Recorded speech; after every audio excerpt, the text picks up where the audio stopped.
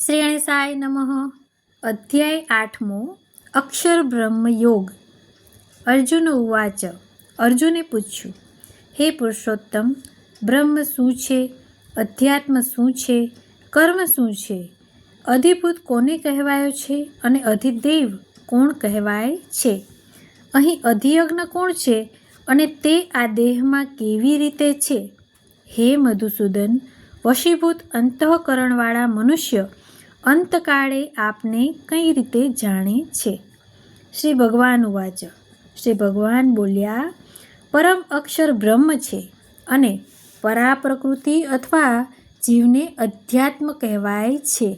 પ્રાણીઓની સત્તાને પ્રગટ કરનારા ત્યાગને કર્મ કહેવાય છે. અર્થાત પ્રાણી માત્રને ઉત્પન્ન કરનાર સૃષ્ટિ ક્રિયાને કર્મ કહેવાય છે. હે દેહધારીઓમાં શ્રેષ્ઠ અર્જુન, ક્ષરભવ અર્થાત નાશવન અને નાશવાન પદાર્થ અધિભૂત છે. હિરણ્યગર્ભ બ્રહ્મા અધિદૈવ છે અને આ દેહમાં અંતર્યામી રૂપે રહેનારો હું જ અધિયજ્ઞ છું. જે મનુષ્ય અંતકાળે મારું સ્મરણ કરતાં કરતાં શરીર છોડી દે છે તે મારા સ્વરૂપને જ પામે છે. તેમાં કોઈ શંકાને સ્થાન નથી. હે કુંતીપુત્ર અર્જુન, મનુષ્ય અંતકાળે જે ભાવનું સ્મરણ કરતાં કરતાં શરીર છોડે છે ત્યારે જે યોનિ કે પદાર્થ અંતકાળે ઈચ્છ્યા હોય તે યોનિ પદાર્થ કે સ્વરૂપને પામે છે. આથી તું સદાય મારું સ્મરણ કર અને યુદ્ધ પણ કર. મારામાં મન અને બુદ્ધિ અર્પિત કરનારો તું મને નિસંદેહ પામી જઈશ. હે પૃથાનંદન, અભ્યાસ યોગથી યુક્ત અને અન્યનું ચિંતન ન કરનારા ચિત્તથી પરમ દિવ્યનું પુરુષનું ચિંતન કરતાં કરતાં દેહ ત્યાગ કરનારો મનુષ્ય તેને જ પામી જાય છે. હે સર્વજ્ઞ, અનાદિ સર્વ શાસન કરનારો, સૂક્ષ્મથી અત્યંત સૂક્ષ્મ, સૌનું ધારણ પોષણ કરનારો, અજ્ઞાનથી અત્યંત દૂર, પ્રકાશ સ્વરૂપ અર્થાત જ્ઞાન સ્વરૂપ એવા અચિંત્ય સ્વરૂપનું ચિંતન કરે છે. તે ભક્તિયુક્ત મનુષ્ય અંતકાળે અચળ મનથી અને યોગ બળે ભ્રુકુટીના મધ્યમાં પ્રાણોને સુસ્થાપિત કરી દેહ ત્યાગ કરી તે પરમ દિવ્ય પુરુષને જ પ્રાપ્ત થાય છે. વેદવેતા લોકો જેને અક્ષર કહે છે, વિતરાગયતિ જેને પ્રાપ્ત કરે છે અને સાધક જેની પ્રાપ્તિની આકાંક્ષા સેવી બ્રહ્મચર્યનું પાલન કરે છે તે વિશે હું તને ટૂંકમાં જ કહીશ. ઇન્દ્રિયોના બધા જ દ્વારોને અવરોધી મનનો હૃદયમાં નિરોધ કરીને પ્રાણને મસ્તિષ્કમાં સ્થાપી યોગ ધારણામાં સમ્યક પ્રકારે સ્થિત થયેલો જે સાધક ઓમ એ અક્ષર બ્રહ્મનું માનસિક ઉચ્ચારણ અને મારું સ્મરણ કરતાં કરતાં શરીરનો ત્યાગ કરે છે તે પરમ ગતિને પ્રાપ્ત થાય છે. હે પૃથાનંદન, મારામાં જ મન જોડીને નિત્ય જેઓ મારું સ્મરણ કરે છે તેવા યોગી માટે તો હું ઘણો જ સુલભ છું. મને પ્રાપ્ત કર્યા બાદ સિદ્ધિને પ્રાપ્ત કરનારા મહાત્માઓ ફરીથી જન્મ ધારણ કરતા નથી. હે અર્જુન, બ્રહ્મલોક પર્યંત જેટલા લોક છે તે પામ્યા બાદ મનુષ્યને ફરીથી જન્મ ધારણ કરવો પડે છે, પણ મને પામ્યા પછી ફરી જન્મ લેવો પડતો નથી.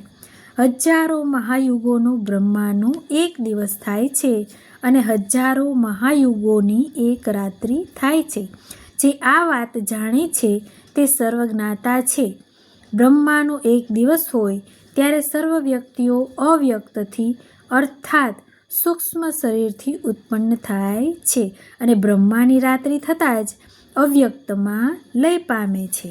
હે પાર્થ, આ એ જ પ્રાણી સમુદાય ઉત્પન્ન થઈને પ્રકૃતિને વશ થઈ બ્રહ્માના દિવસના સમયે વારંવાર ઉત્પન્ન થાય છે અને બ્રહ્માની રાત્રિના સમયે લય પામે છે. પણ આ અવ્યક્ત બ્રહ્માના અર્થાત સૂક્ષ્મ શરીર કરતાં બીજો સનાતન અવ્યક્ત છે જે આ બધા જ પ્રાણીઓનો નાશ થવા છતાંય તે નાશ પામતો નથી. એ જ અવ્યક્તને અક્ષર અર્થાત અવિનાશી કહેવાય છે. એ અવ્યક્તને પરમગતિ પણ કહેવાય છે, જેને પ્રાપ્ત થયા પછી જીવને ફરી જન્મ લેવો પડતો નથી. એ જ મારું પરમધામ છે. હે પાર્થ, સમસ્ત પ્રાણી જેના અંતર્ગત છે અને જે સમસ્ત સંસારમાં વ્યાપ્ત છે, તે શ્રેષ્ઠ પુરુષ અનન્ય ભક્તિથી જ પ્રાપ્ત થાય છે.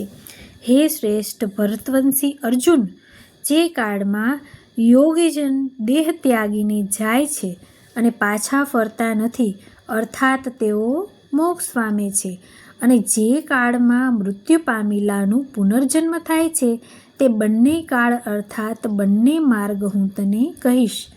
પ્રકાશ સ્વરૂપ અગ્નિનો અધિપતિ દેવ, દિવસનો અધિપતિ દેવ, શુક્લ પક્ષનો અધિપતિ દેવ અને 6 માસવાળો ઉત્તરાયણનો અધિપતિ દેવ જ્યારે હોય ત્યારે દેહ ત્યાગનારાનો પુનર્જન્મ થતો નથી. આ જ પ્રમાણે જ્યારે ધ્રુમરાત્રિ હોય, કૃષ્ણ પક્ષ હોય અને સૂર્ય દક્ષિણાયનના 6 માસના ગાળામાં હોય, ત્યારે દેહત્યાગ કરનારો સકામ માનવી ચંદ્રમાની જ્યોતિ પ્રાપ્ત કરીને પુનર્જન્મ પામે છે. સંસારને નિત્ય ચલાવનાર શુક્લ અને કૃષ્ણ નામે 2 ગતિઓ છે. એકમાં દેહત્યાગ કરીને પાછા ફરવું પડે છે અને એકમાં પાછા ફરવું પડતું નથી. હે પાર્થ, યોગી આ બંનેનું તત્વ જાણે છે, તેથી તે મોહ પામતો નથી. હે અર્જુન, તું સદાય યોગ મુક્ત થઈ જા. વેદ, યજ્ઞ, તપ અને દાનમાં જે પુણ્યકાળ દર્શાવ્યા છે, તે સર્વનો પાર પામીને યોગીઓ પાર પામીને સનાતન પરમપદ પામે છે. શ્રીમદ્ ભગવદ્ ગીતાના શ્રી કૃષ્ણ અર્જુન સંવાદમાં અક્ષર બ્રહ્મ યોગ નામનો 8મો અધ્યાય સંપૂર્ણ.